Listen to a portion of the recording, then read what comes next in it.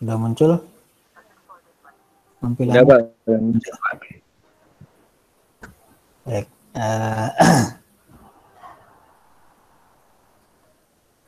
Melanjutkan materi sebelum tes ya. Ini. Walaupun sudah saya masukkan di V-Class ya. Tapi saya ulas sedikit saja supaya nyambung lah. Saya lihat juga UTS-nya bagus-bagus tuh ya. Bisa tahu nggak nilainya? Iya, Pak, bisa kelihatan. Bisa kelihatan ya. Oke ya. Bagus-bagus kan ya? Rata-rata 10 itu. Benar semua ya. Nah, jadi saya sedikit ulas saja. Jadi yang sudah kita pelajari sebelumnya itu adalah baru yang ini, production rule ya, atau aturan produksi menggunakan BNF ya, Beck's Norm Form. Caranya bagaimana sudah saya sampaikan, mudah-mudahan pada bisa ya. Yang kedua, jaringan semantik ya, atau semantic net. Yang ketiga, skemata. Skemata ini ada dua, ada frame dan script, dan yang terakhir logika. Ini sudah ya, saya lewat. Ini jaringan semantik. Jadi dia bentuknya di mute dulu ya, yang lain tolong. Yang jaringan semantik ini pakai apa atau menggunakan tools apa gitu ya. Kalau di aturan produksi kita menggunakan BNF ya. Kalau di jaringan semantik kita menggunakan graph ya. Jadi representasinya grafis. Jadi bukan teks gitu ya, tapi grafis. Bukan sekedar teks maksudnya. Grafnya graf berarah ya. Jadi ada labelnya dan ada arahnya, panahnya ya. Kalau graf kita mungkin sudah pernah belajar di mata kuliah graf dan algoritma ya. Ya graf itu kan terdiri dari dua ya, satu simpul, yang kedua garis ya, atau apa, link ya, atau vertex dengan edge, node dengan link gitu. Istilahnya ada banyak, tapi sudah sama aja. Ada simpul dan ada garis. Nah, kalau dalam graf berarah, jadi graf itu banyak macamnya, ada graf berarah, bedanya apa? Bedanya garisnya itu ada arahnya, ada tanda panahnya ya. Nah, dalam jaringan semantik, simpul atau node atau vertex itu mewakili benda, konsep atau situasi ya. Dia dapat berupa objek individual atau bisa juga merepresentasikan kelas atau node generik ya. Kalau mungkin sudah pernah dikenalkan dengan konsep OOP ya. Ada kelas, ada objek gitu kan ya. Objek itu adalah bentuk khusus dari kelas gitu kan ya. Nanti kelas bisa jadi dia merupakan turunan dari kelas di atasnya gitu kan ya. Bisa seperti itu. Nah, ini bisa mudah digambarkan dengan jaringan semantik ya. Nah, sementara link atau garis atau edge ya, ini mewakili hubungan atau relasi. Jadi nanti antara node-node itu relasinya apa? Ya, A dengan B hubungannya apa? Ya, berisi informasi struktural pengetahuan untuk mewakili hubungan ya. Nah, seperti ini. Contoh jaringan semantik seperti ini.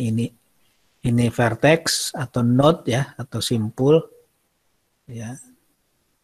Labelnya adalah objek atau benda atau situasi ya. Nah, dalam hal ini objeknya benda apa, orang, manusia ya. Ada N, ada Bill, hubungannya apa? Ditunjukkan dengan garis panahnya ini. Jadi membacanya juga harus sesuai dengan arah panah. N, wife of Bill, Bill, husband of N gitu ya. Jadi jangan dibalik, N, husband of Bill, nah, ini salah. Karena arahnya bukan begitu ya. Arahnya ke kanan itu pakai yang ini. N, wife of Bill.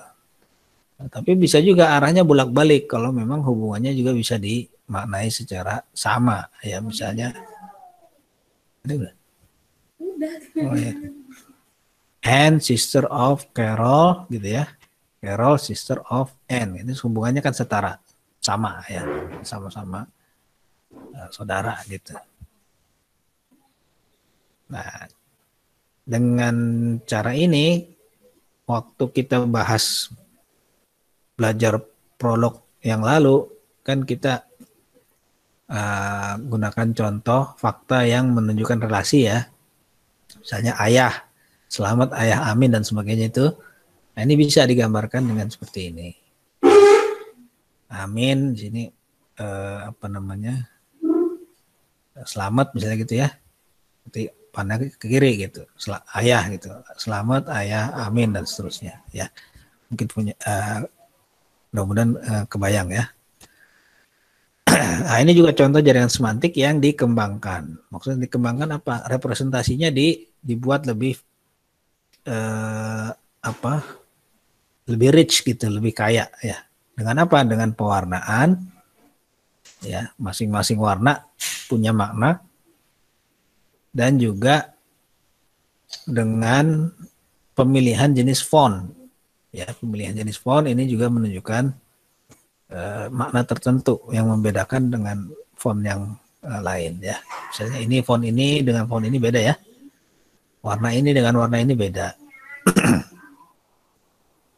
Ya, jadi kalau dilihat dari gambar ini ya ada warna biru, kuning dan apa nih? Ungu ya. Ungu ya.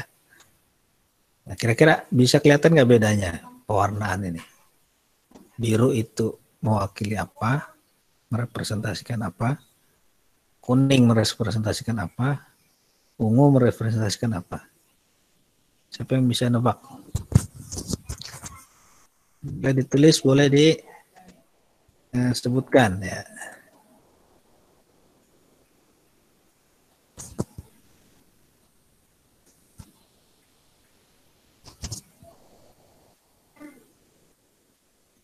Maksudnya diapain Pak tadi Pak?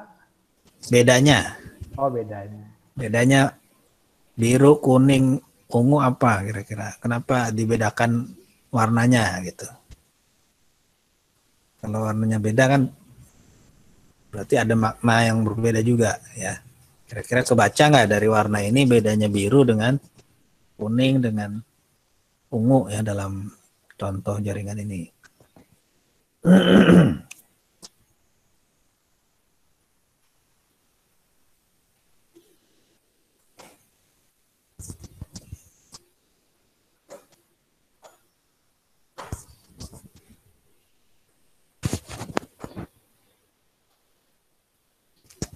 Oke, kalau biru kira-kira kelihatan nggak bedanya dengan ungu deh? Biru nih obelix, asterix. Aduh, apa sih bacanya? Komik zaman saya SD dulu nih. Panoramix ya. Idefix ini anjingnya obelix ya. Nah, warnanya ungu, dog ungu. Gaul ini maksudnya bangsa Galia ya. Bangsa Galia. Human gitu ya. Kelihatan bedanya ya. Biru ini berarti apa? Untuk merepresentasikan objek yang kelasnya manusia gitu ya. Ini nama manusia semua nih. Sementara yang ungu ini untuk binatang. Ya, dog binatang. Idefix ini nama anjingnya. Sementara yang kuning ini menunjukkan kelas ya. Kelas dari ini yang biru ini. Bahwa mereka semua ini adalah satu kelas. Yaitu bangsa Galia. Bangsa Galia ini adalah turunan dari kelas human gitu ya. Nah, sementara yang jenis font itu membedakan ya. Ini ada beberapa jenis font nih. Ini satu nih apa namanya nih Times New Roman ya. Times New Roman. sama ini kurir new ya. Nah, ini sama nih, yang di panah-panahnya sama. Jadi yang Times New Roman digunakan untuk melabeli simpul atau vertex atau node ya. Semua simpul, semua node itu dilabeli dengan Times New Roman. Semua panah atau link atau relasi ditulis menggunakan huruf yang berbeda lagi, yaitu Kalibri. Bukan kalibri ini kurir ya, kurir new ini. Ya, jadi untuk memperkaya makna dari jaringan semantik ya. Nah,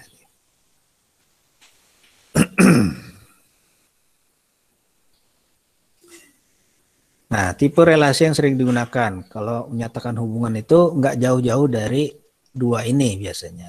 Ya, menyatakan hubungan is a, jadi hubungan antara objek individual ya dengan kelasnya. Contoh tadi misalnya is a nih, asterisk is a goal. Ya. Jadi asterisk adalah objek dari kelas Galia gitu ya. Jadi objek individual dengan kelasnya. Nah, ditunjukkan dengan is a. Sementara yang kedua adalah a kind of atau ako ya. Menyatakan hubungan satu kelas dengan kelas lain. Ya. Bisa antara subkelas dengan kelas di atasnya, kelas dengan kelas di atasnya gitu ya. Atau antara kelas dengan kelas lain yang tidak ada hubungan hierarkis, tapi dia ada relasi. Misalnya kalau dari gambar ini a kind of gitu ya, jadi ini kan turunan dari kelas human. Gauli ini turunan dari kelas human ya, tapi di sini ada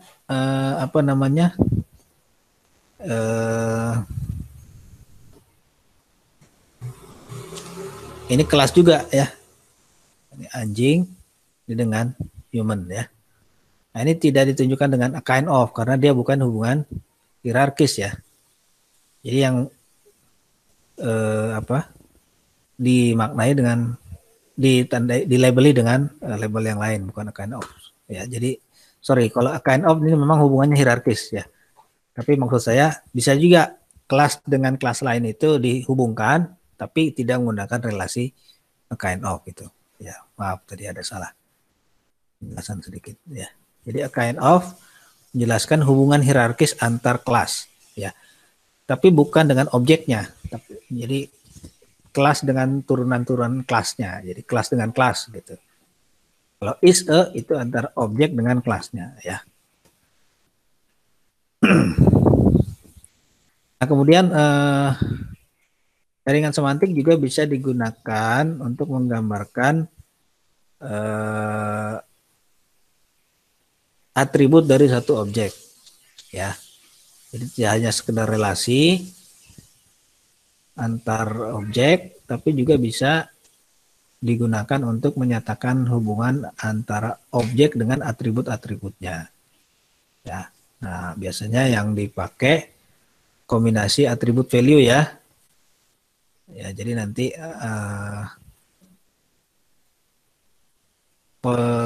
penamaan labelnya itu atribut ini dijelaskan dengan garis ya, value ini dengan node yang lain ya. Atau misalnya kalau dia hubungannya kepemilikan ya, bisa dengan label has a gitu ya. Contohnya ini. Nah, ini ya misalnya ini kelas tertingginya adalah aircraft ya. Aircraft ini benda terbang lah gitu ya, benda yang bisa terbang. Bisa terbang ya. Nah, turunannya apa? Ada jet, ada propeller driven ya, ada balon gitu. Ini pesawat ya. Ini pesawat semua nih. Ya. Jadi ada balon udara ya yang bisa dinaiki itu ya, balon udara. Ada pesawat, ada yang tipenya jet gitu. Nah, nanti jet ini juga ada beberapa lagi turunannya nih. Ada DC9 gitu ya. Kind of jet gitu. Jadi dia DC9 ini kelas turunan dari kelas jet. Juga Concorde ya. Concorde ini jenis kelas jet yang lain gitu. Nah, contoh DC9 apa? Ini objeknya ya. Air Force One, pesawat kepresidenan Amerika itu ya, is a DC9. Jadi dia adalah objek dari kelas DC9. Mungkin ada pesawat-pesawat DC9 yang lain, saya nggak tahu gitu ya. Nah, kemudian di sini contohnya misalnya has shape ya, balon punya bentuk round. Blimp punya bentuk ellipsoidal ya. Jadi blimp ini salah satu jenis balon yang bentuknya elips gitu. Ya. Nah, itu ya. Jadi tipe relasi yang sering digunakan itu is a kind of. Satu lagi adalah has a yang menunjukkan kepemilikan atau atribut gitu ya. Tapi bisa juga atribut itu bentuknya begini. Nih ya, misalnya bird travel by fly ya. Ini untuk menunjukkan atribut dari bird bahwa dia berjalan itu dengan cara atau bepergian dengan cara terbang gitu ya. Ya, ini kan atribut ya, bukan hubungan kelas dengan objek ini kan ya. Nah, selebihnya di situ kita bisa lihat ada is a, ada semua ya. Nah, ini harusnya bukan is a ini. Ini akan off ya. Salah, ada yang salah nggak apa-apa.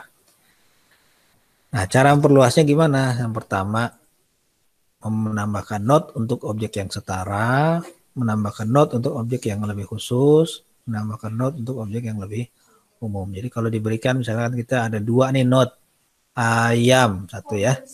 Yang kedua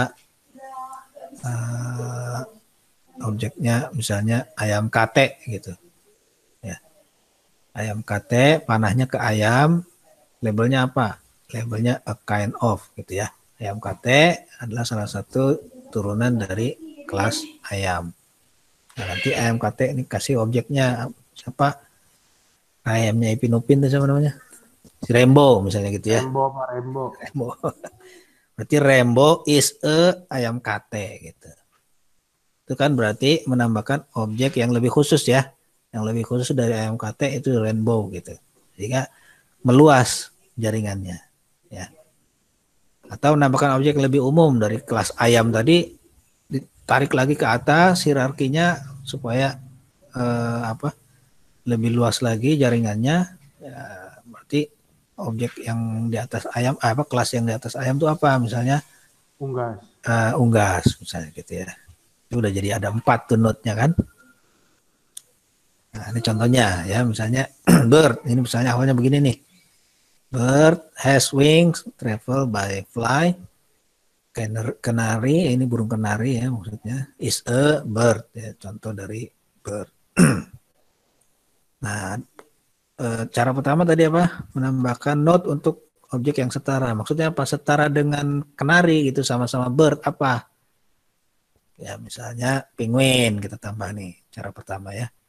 Setara nih dengan kenari. Is juga sama-sama bird kan. Nah, tapi ada objek yang lebih khusus dari kenari, ada namanya tweety. Ya, ternyata tweety ini burung kenari masih kecil ya, yang warnanya kuning itu. Is kenari. Nah, ini jadi berarti menambahkan objek yang lebih khusus dari kenari. Atau menambahkan objek yang lebih umum. Yang ketiga, nih bird ditarik lagi ke atas, is a animal misalnya gitu ya. Harusnya lebih tepat a kind of ya, a kind of animal. Nah, selebihnya bisa ditambahkan atribut-atribut yang memang sesuai dengan karakteristik kelas tersebut, gitu ya.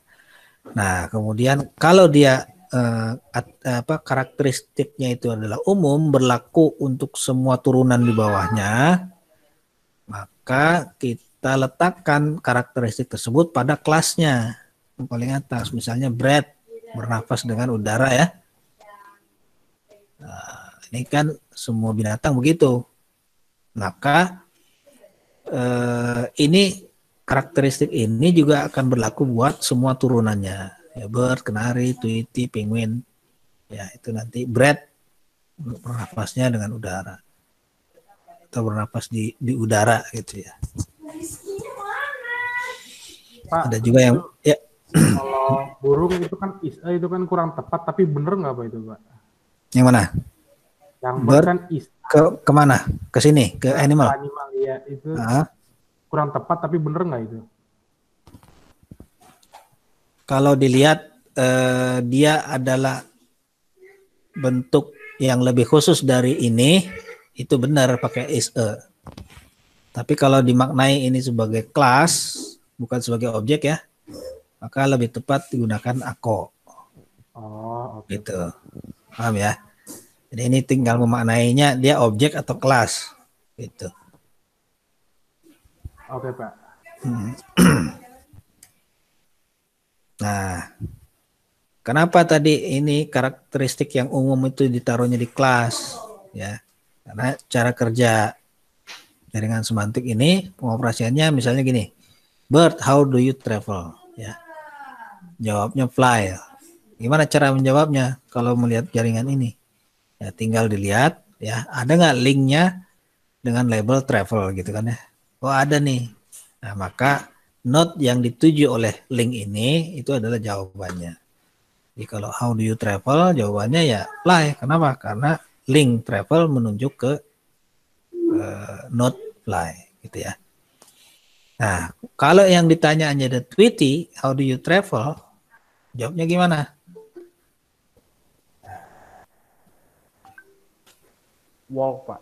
Tweety di sini kan tidak ada link travel kan, gitu ya.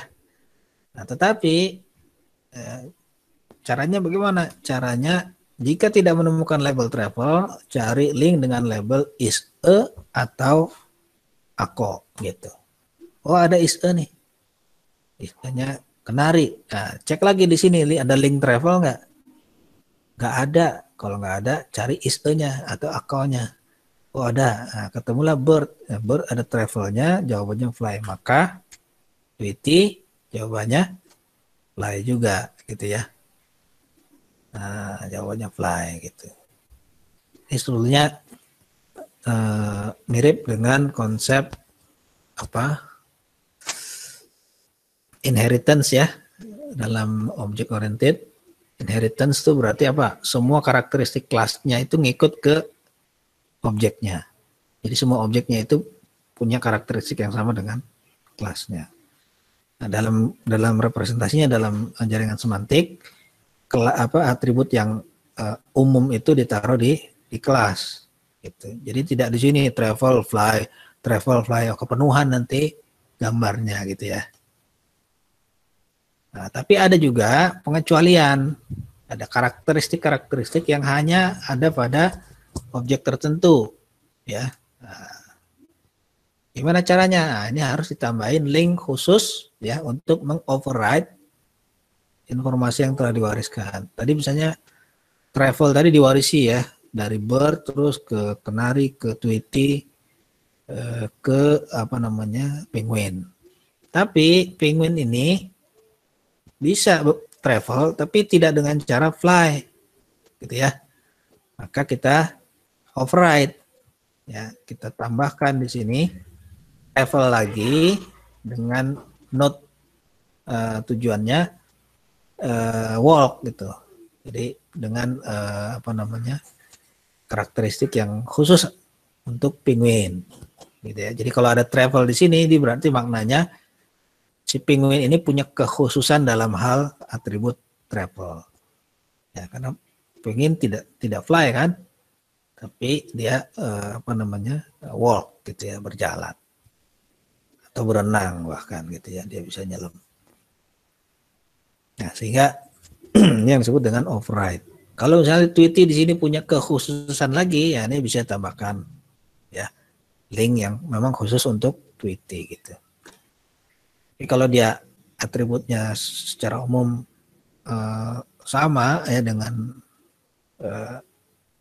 kelas di atasnya, ya cukup kita letakkan karakteristik tersebut pada kelasnya ya. Sama ini Brad juga kan, semua kalau ditanya Brad, how do you Brad gitu ya misalnya, ntar ketemunya sama ya, di udara juga semua gitu. Ya itu jaringan semantik. Tetapi pada akhirnya jaringan semantik itu sebetulnya juga tidak terlalu tepat untuk menggambarkan semua atribut dari semua objek atau kelas yang ada di dalam jaringan tersebut, gitu ya. Kenapa? Karena akan penuh nanti gambarnya dengan atribut. Padahal sesungguhnya yang mau ditunjukkan dari jaringan ini sebenarnya hubungan antar berbagai objek, gitu ya. Maka untuk menggambarkan atribut dari setiap objek itu tidak perlu digambarkan dengan node-node lagi di dalam jaringan semantik tersebut. Tapi bisa dengan cara triplet ini ya, kita menggunakan tabel gitu ya. Dibuat tabel isinya objek, atribut, value. Ya. Objeknya apa, propertinya apa, value-nya apa, kira-kira begitu. Ya, jadi kalau tadi misalnya jaringan yang tadi ada bird, ada atributnya travel, ini fly gitu ya. Terus ada penguin, atributnya travel juga, value-nya walk gitu. Dan seterusnya. Jadi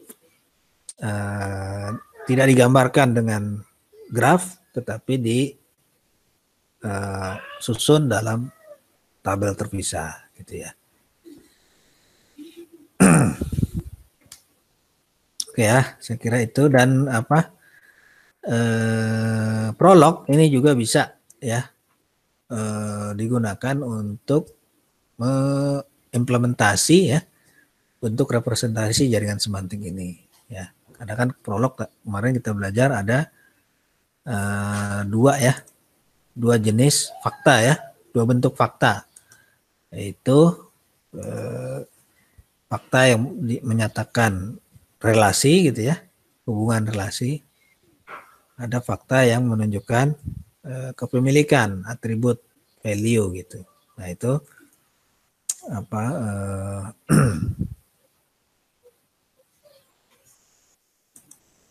bisa dua-duanya menggunakan prolog ya, diimplementasi dalam prolog. Nah saya lanjutkan ya.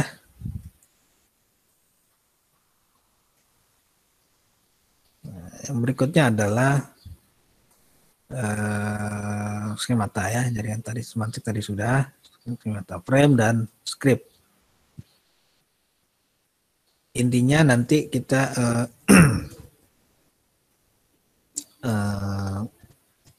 supaya kelihatan bedanya dengan representasi yang lain ya.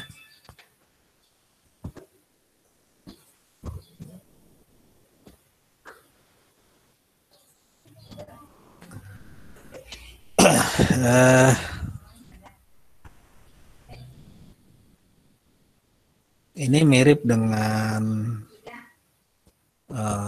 aturan produksi ya untuk frame ini.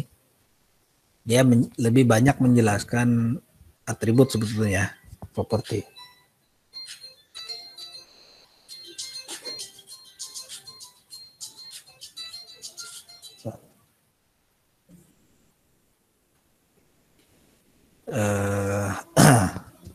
Hanya saja representasinya itu kayak kartu ya. Frame itu kan bingkai ya. Jadi nanti dalam frame itu ada, nah seperti ini. Ini satu frame ya. Satu frame diisi dengan ini bagian atributnya atau propertinya, atau kalau dalam istilah semata itu disebutnya slot. Nah, ini slot nih, ini slot. Ada beberapa slot ya. Ini value-nya. Jadi mirip dengan bentuk kepemilikan ya. pada aturan produksi. Cuma kalau aturan produksi kan tidak digambarkan begini ya. Dia bentuknya rule aja gitu. Kalau ini lebih sistematis terlihat ya. Ini property, ini value gitu. Juga dia bisa menunjukkan hubungan dengan frame lain. Ya, misalnya ini frame pohon perdu. Ya, dia spesialisasi dari pohon. Nah, ini kan berarti ada hubungannya antara frame pohon perdu dengan frame pohon. Ya. Jadi frame ini sama seperti jaringan semantik, dia bisa digunakan untuk menyatakan hubungan antar objek, juga bisa digunakan untuk menyatakan kepemilikan atau atribut atau properti dari setiap objeknya. Ya. Cuma kalau di frame ini lebih berorientasi untuk menggambarkan atribut atau properti, sementara kalau jaringan semantik lebih berorientasi menunjukkan hubungan, gitu ya. Walaupun bisa digunakan juga untuk menunjukkan atribut. Tetapi karena frame itu lebih berorientasi untuk menunjukkan atribut atau properti dari suatu objek atau konsepsi ya, maka kita bisa lihat ya, kita bisa menuliskan slot ya sebanyak yang kita mau ya. Atributnya apa bisa kita tulis semua di sini gitu ya. Nah, ini contohnya bahwa frame itu juga bisa menunjukkan hubungan antar objek ya. Misalnya ini ada kamar hotel, satu frame ya. Slotnya ada 3, spesialisasi dari kamar. Nah, ini nanti bisa dihubungkan dengan frame kamar gitu ya. Terus tempatnya ya di hotel, kan kamar hotel gitu ya. Isinya apa? Kursi hotel, telepon, ranjang hotel. Nah, kemudian dari frame ini kita bisa gunakan frame-frame lain untuk menjelaskan lebih detail tentang kamar hotel. Misalnya ranjang hotel, ini satu frame lagi. Ya, spesialisasi dari ranjang, kegunaannya tempat tidur, bagian yang ada dalam ranjang hotelnya adalah ada kasurnya, ada ranjangnya, kira-kira begitu kan. Nah, nanti bisa dijelaskan lagi dengan frame lain untuk menjelaskan kasur gitu. Ya, dan seterusnya. Ya, ini telepon hotel. Ya, dijelaskan lagi. Kursi hotel dijelaskan lagi. Properti dan atributnya, ya. Ini sebetulnya tidak digambarkan panah begini ya. Ini hanya untuk menunjukkan bahwa frame ini itu punya berhubungan, ada hubungannya dengan frame ini gitu. Tunjukkan dari apa? Dari ini nih. Ada slot namanya spesialisasi dari. Nah, ini kan berarti menunjukkan hubungan dengan frame lain, frame kursi ya. Jadi nanti kita bisa tunjukkan ada frame kursi gitu ya. Kalau mau lebih banyak yang mau ditunjukkan ya. Nah,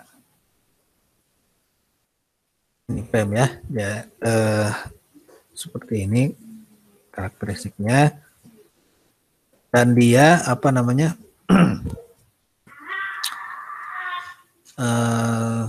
sebetulnya di sini dia ya struktur data statis untuk merepresentasikan situasi yang telah dipahami dan stereotip. Jadi tidak terlalu dalam ya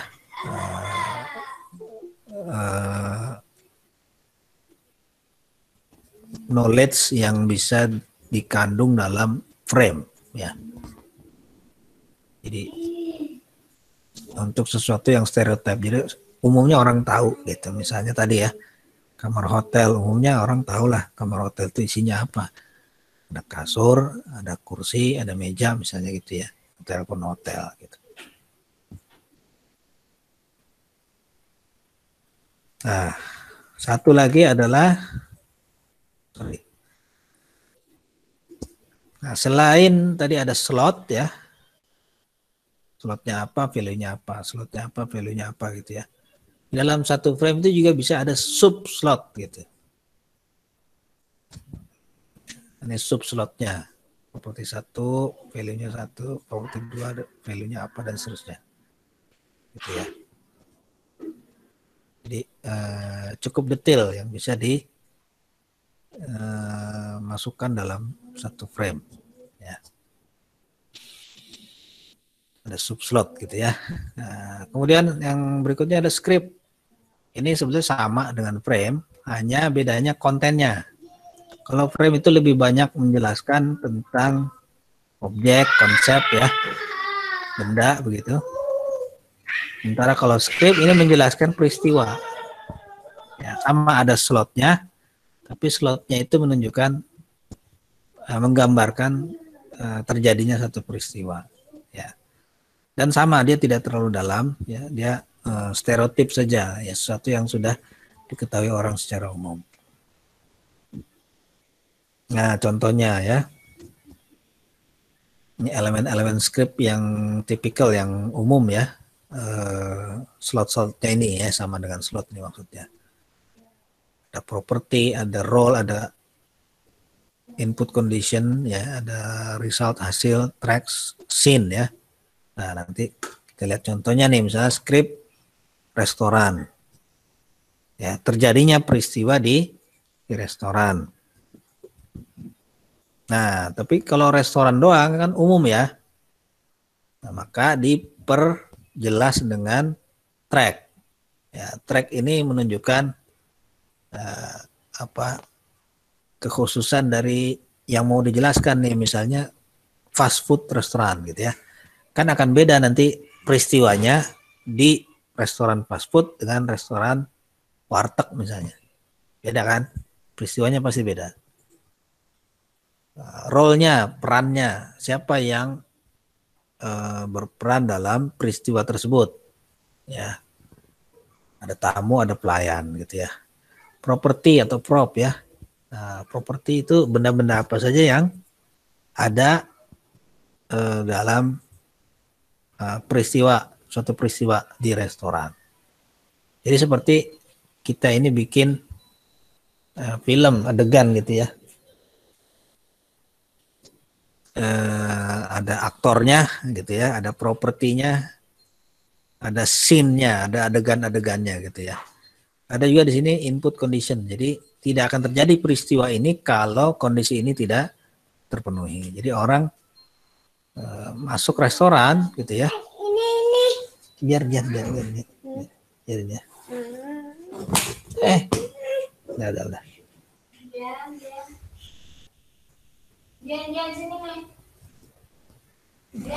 Jadi ada dua kondisinya, kalau tamunya lapar dan tamunya punya uang. Kalau lapar doang dia nggak akan ke restoran ya. Juga kalau punya uang doang juga dia nggak akan ke restoran. Ngapain ke restoran dong, nggak lapar gitu. Tapi harus dia lapar dan punya uang, baru akan terjadi peristiwa di restoran. Nah, ini adegannya, misalnya dari mulai masuk, gimana tuh urut-urutan peristiwanya? Ya, parkir mobil, masuk restoran, antri, fast food ya. Kalau warteg biasanya nggak ada parkirnya. Kamu antri, ya, baca menu, ambil putusan tentang apa yang akan diminta. Adegan keduanya pesan, ya kan? Pesan, kemudian pelayan mengambil pesanan dan meletakkan makanan di atas baki. Tamu bayar, itu bayar, baru makan. Kalau di warteg kan makan dulu baru bayar, ya. Beda, scene-nya beda, gitu. Adegannya akan beda, gitu. Makan, ya, ambil macam-macam, makan. Setelah itu pulang, ya. Pulang, pelayan bersihin meja, buang sampah, tamu meninggalkan, dan seterusnya. Hasilnya apa? Ya, tamu bisa kenyang, bisa senang, bisa kecewa, bisa sakit perut, dan lain-lain. Ini hasil dari peristiwa, ya, hasil yang mungkin dari terjadinya peristiwa di restoran. Nah, jadi seperti ini bentuk representasi juga ya dari satu domain pengetahuan, hanya saja dia menjelaskan peristiwa ya. Nah, terakhir logika dan himpunan ya. Jadi ini lebih pada matematis ya, lebih pada model representasi yang menggunakan notasi matematik ya, matematis. Itu lebih tepatnya notasi logika dan himpunan ya.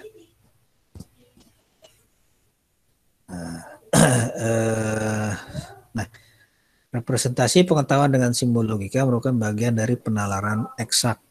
Jadi ini kan sistem berbasis pengetahuan ini kan ada nanti bagian yang disebut inferensi ya, inference engine, bagian yang melakukan penalaran, bagian yang melakukan proses pengambilan kesimpulan dari sekian banyak fakta gitu ya. Nah, di dalam ilmu logika, ilmu matematik nah yang juga nanti ada hubungannya dengan matematika, ilmu logika itu bagian dari penalaran eksak. Jadi digunakan untuk melakukan penalaran. Kenapa sih ada logika gitu ya? Ujungnya nanti adalah untuk menjelaskan rangkaian penalaran ya, penalaran, pengambilan kesimpulan gitu ya. Bagian yang paling penting dalam penalaran adalah mengambil kesimpulan dari premis gitu ya. Nah, logika dikembangkan oleh filsuf Yunani gitu ya, Aristoteles, berdasarkan silogisme dengan 2 premis dan 1 konklusi. Ini disebut dengan silogisme nih, ada 2 premis, ada 1 konklusi. Jadi semua laki-laki adalah makhluk hidup, Socrates adalah laki-laki. Konklusinya apa? Socrates adalah makhluk hidup. Jadi konklusinya ini diambil dari premisnya gitu ya. Semua laki-laki adalah makhluk hidup, Socrates adalah laki-laki, konklusinya Socrates adalah makhluk hidup. Kenapa? Karena Socrates adalah laki-laki dan laki-laki adalah makhluk hidup. Maka Socrates adalah makhluk hidup. Nah, kira-kira begitu penalarannya ya.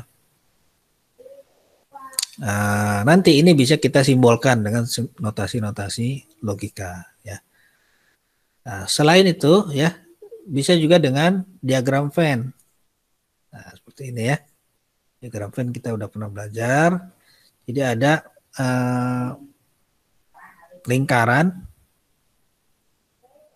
himpunan makhluk hidup gitu ya. Satu lingkaran ini menunjukkan himpunan ya. Di dalam himpunan makhluk hidup ada himpunan lagi, namanya himpunan laki-laki. Gitu ya. Di dalam himpunan laki-laki ada lingkaran. Ini sebetulnya bukan lingkaran nih, harusnya. Yang lebih tepat adalah titik ya. Di dalam himpunan laki-laki ada titik, yaitu elemen atau anggota himpunan, namanya Socrates. Ya, bisa juga ada titik lain di dalam himpunan laki-laki, namanya Dava misalnya gitu. Ya, ada juga anggota himpunan satu titik lagi di sini, misalnya namanya Kemal misalnya gitu ya, anggota himpunan laki-laki gitu. Nah, jadi dengan diagram Venn ini kan juga akan kelihatan bahwa Socrates itu ya adalah makhluk hidup. Kenapa? Karena dia anggota himpunan laki-laki dan himpunan laki-laki adalah merupakan elemen atau bagian dari himpunan makhluk hidup gitu ya. Jadi sama tuh. Ya, yang begini premis, konklusi atau silogisme juga bisa digambarkan dengan diagram Venn.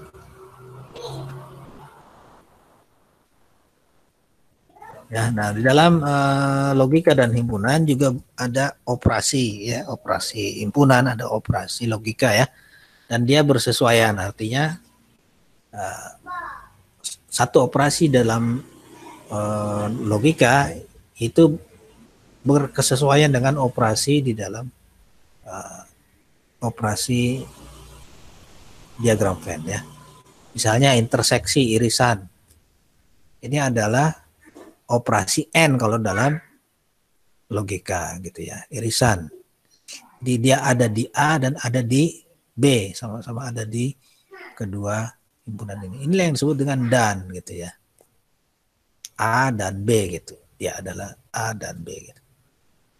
Ada union, gabungan, ini adalah atau ya dalam notasi logikanya. Komplement ini adalah not ya, di dalam notasi logika.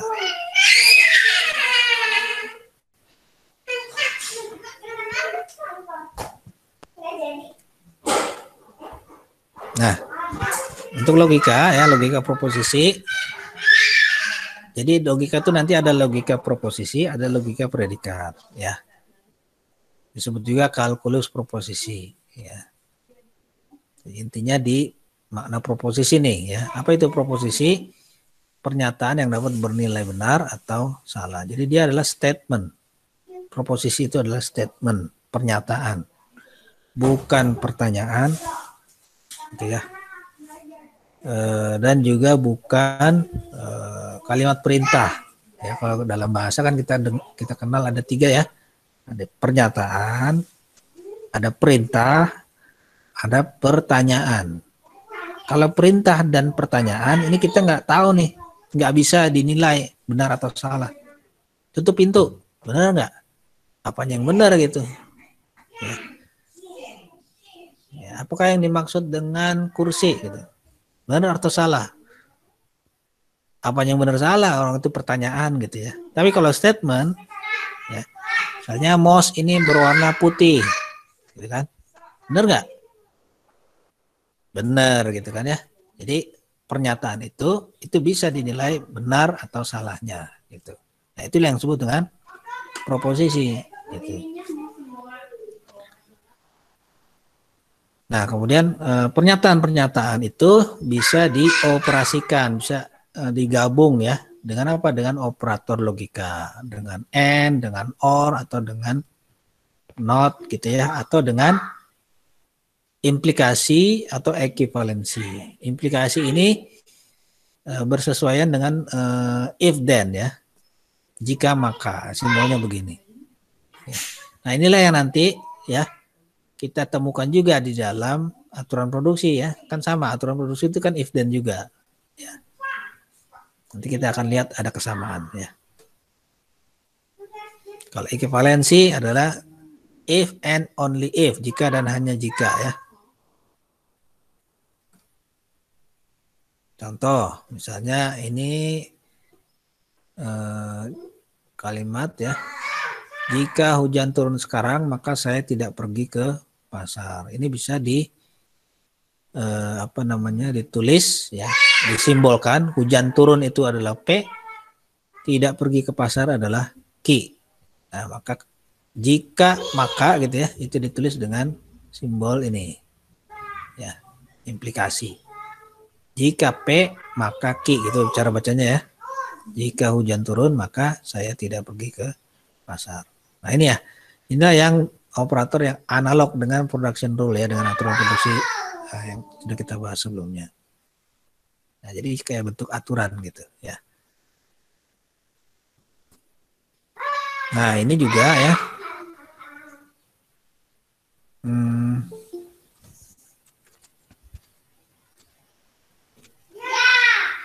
Makna lain ya. Jadi kondisional ini jika P maka Q atau P panah Q gitu ya. Itu maknanya bisa macam-macam. Ya. Bisa dibaca P berimplikasi Q. Anda berusia 21 tahun, ini tadi ininya. Ya, contoh yang kedua ya. P-nya Anda berusia 21 atau sudah tua, Q-nya Anda punya hak pilih. Nah, jadi P implikasi Q. Berarti Anda berusia 21 tahun atau sudah tua, berimplikasi Anda punya hak pilih. Bisa juga dibacanya jika P maka Q. Jika Anda berusia 21 atau sudah tua, maka Anda punya hak pilih. Bisa juga dibaca begini nih, Q jika P gitu ya. Anda punya hak pilih jika Anda berusia 21 tahun atau sudah tua. Nah, bentuk ini yang dipakai prolog ya. Q jika P gitu. Masih ingat mungkin, mudah-mudahan ya.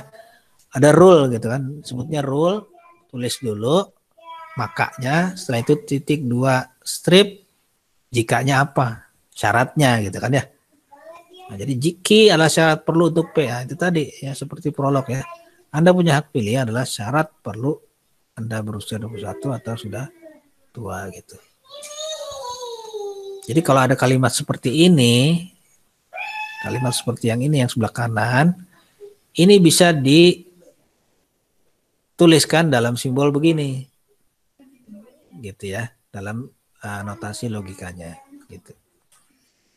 Yang penting kita bisa identifikasi mana P-nya, mana Q-nya, gitu ya. Nah, pernyataan-pernyataan itu, tadi kan proposisi itu pernyataan yang bisa benar bisa salah ya, punya nilai kebenaran, gitu maksudnya. Nilainya apa? Benar apa salah? Ya.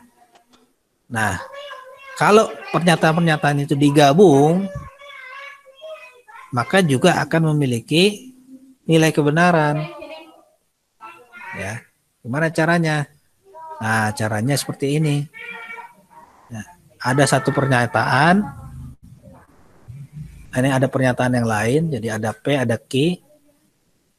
Kalau digabung, ada 4 kemungkinannya. Ya.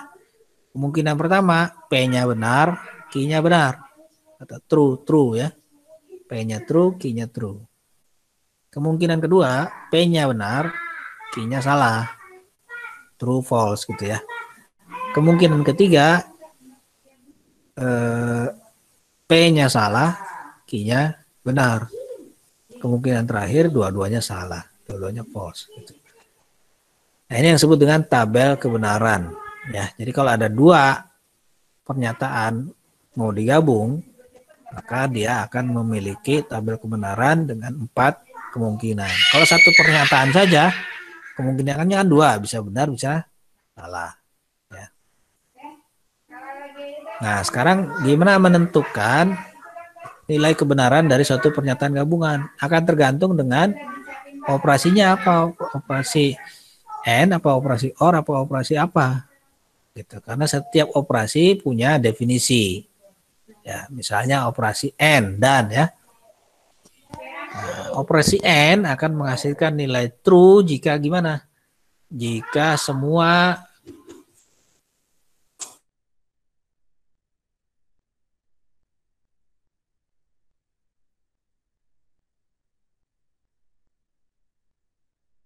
akan menghasilkan nilai false gitu. Iya kan? Nah, kemudian operasi OR juga ada definisinya. Dia akan menghasilkan nilai true jika salah satu atau keduanya bernilai true. Ya. Ada true-nya deh pokoknya salah satunya atau dua-duanya, maka operasi OR-nya akan bernilai true. Ya, lanjutkan ya. Jadi apa nilai kebenarannya dari pernyataan gabungan itu, yaitu ini nih. Ini ya. Ini nilai kebenarannya.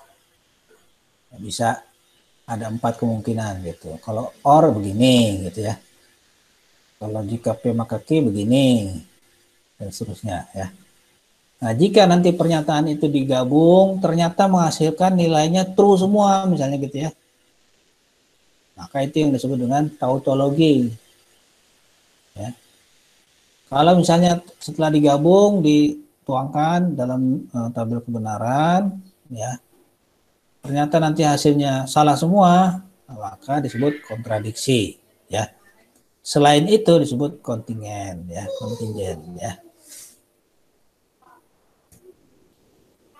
Nah, dari situ nanti akan ketemu yang namanya hukum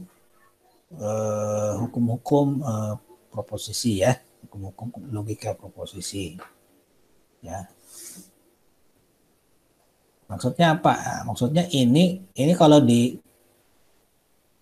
buat tabel kebenarannya setiap pernyataan gabungan ini itu nanti hasilnya T semua, true semua.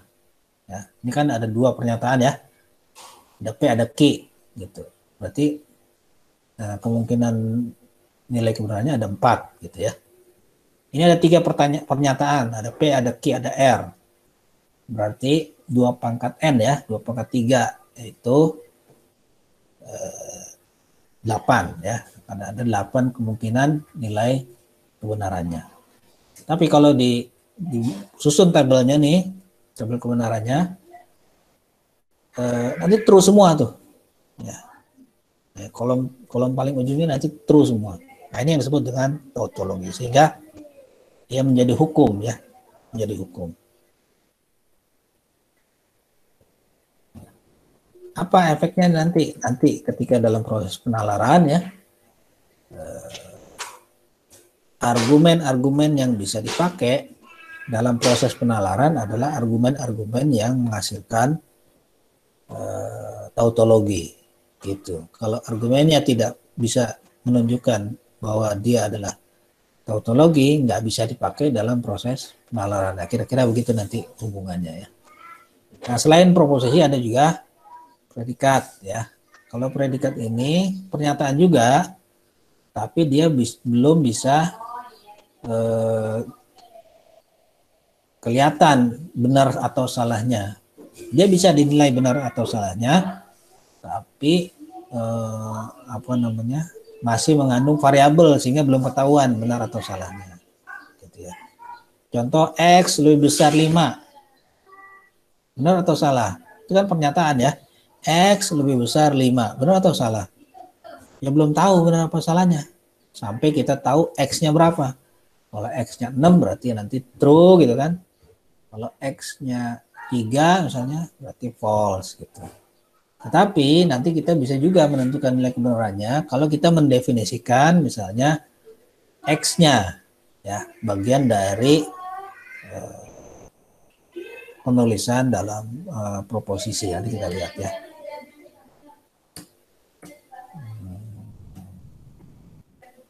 Nah, ini contohnya ya. Contohnya universal quantifier. Jadi menggunakan quantifier untuk mendefinisikan X-nya itu tadi ya. Maksudnya apa quantifier di sini? Universal, artinya semua kalimat benar untuk semua nilai variabelnya. Berapapun X-nya, maka pernyataannya akan benar. Coba kita lihat nih contoh. Dibacanya untuk setiap ya atau untuk semua. Untuk semua untuk setiap X ya. X tambah X sama dengan 2X adalah benar. Itu cara bacanya ya. Coba benar nggak? Berapa X-nya? Masukin aja, misalnya X-nya berapa sembarang X. Misalnya X-nya 2. 2 tambah 2 sama dengan 2X. Benar nggak? 2 tambah 2, 4. 2 kali 2, 4. Benar ya? 5 tambah 5 sama dengan 2 kali 5. Benar ya? Maka ini predikat mengandung variabel, tapi bisa dinilai ya benar atau salahnya ya. Nah, dengan ditambah quantifier seperti ini, pernyataan ini menjadi benar. Coba kalau X-nya min 1 ditambah min 1 sama dengan 2 kali min 1. Benar juga gitu ya. Ini adalah predikat seperti ini ya.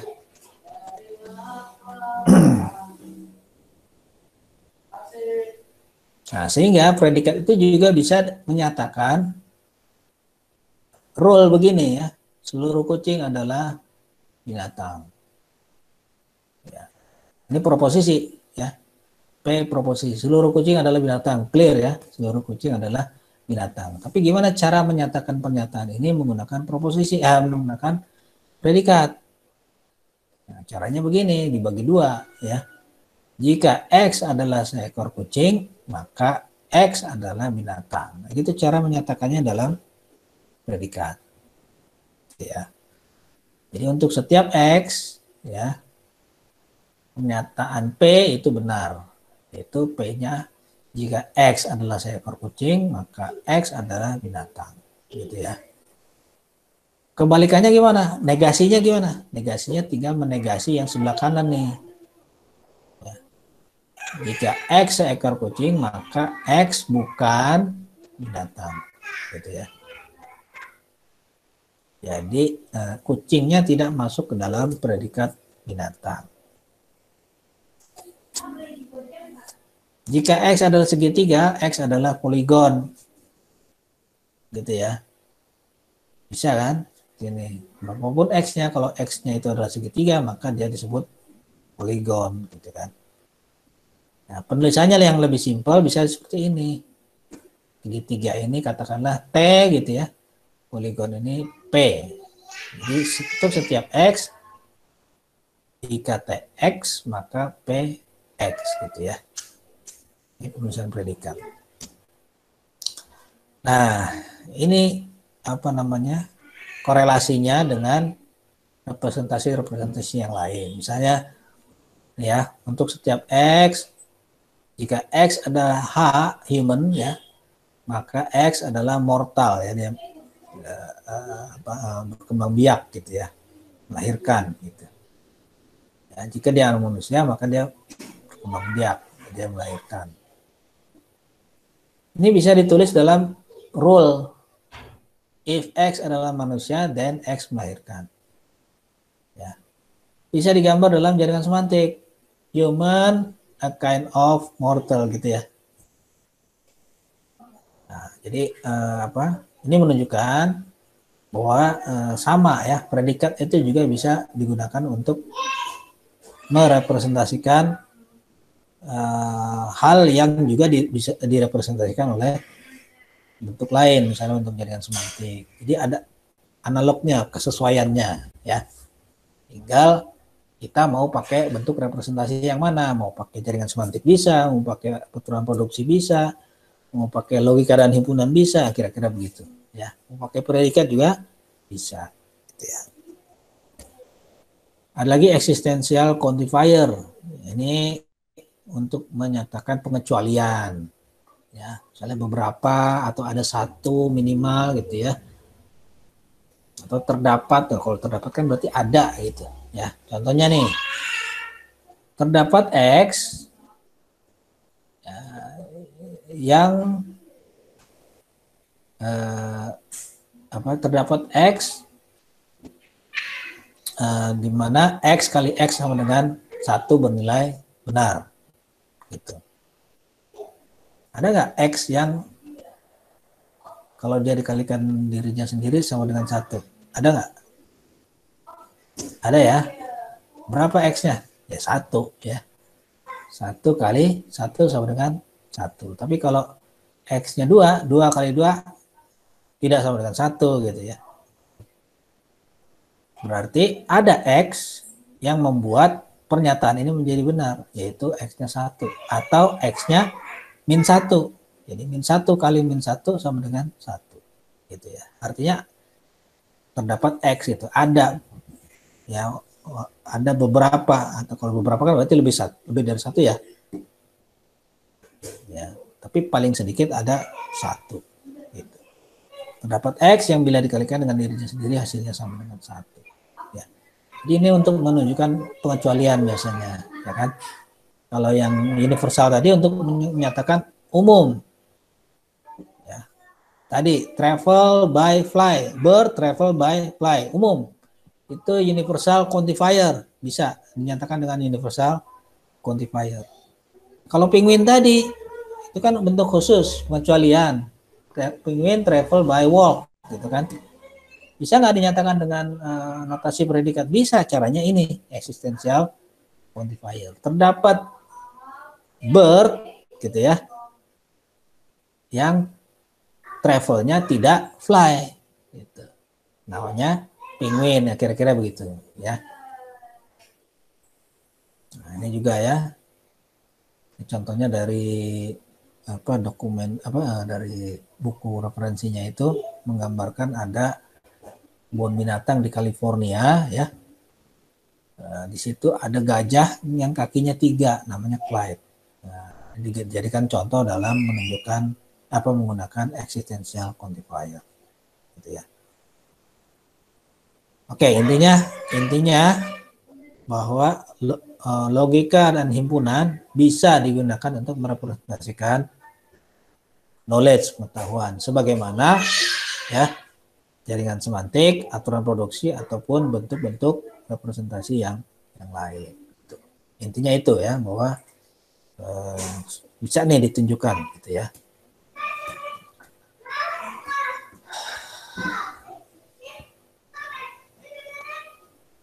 Saya kira sampai di sini dulu. Ada yang mau tanya? Udah 1 jam, kurang lebih 1 jam ya.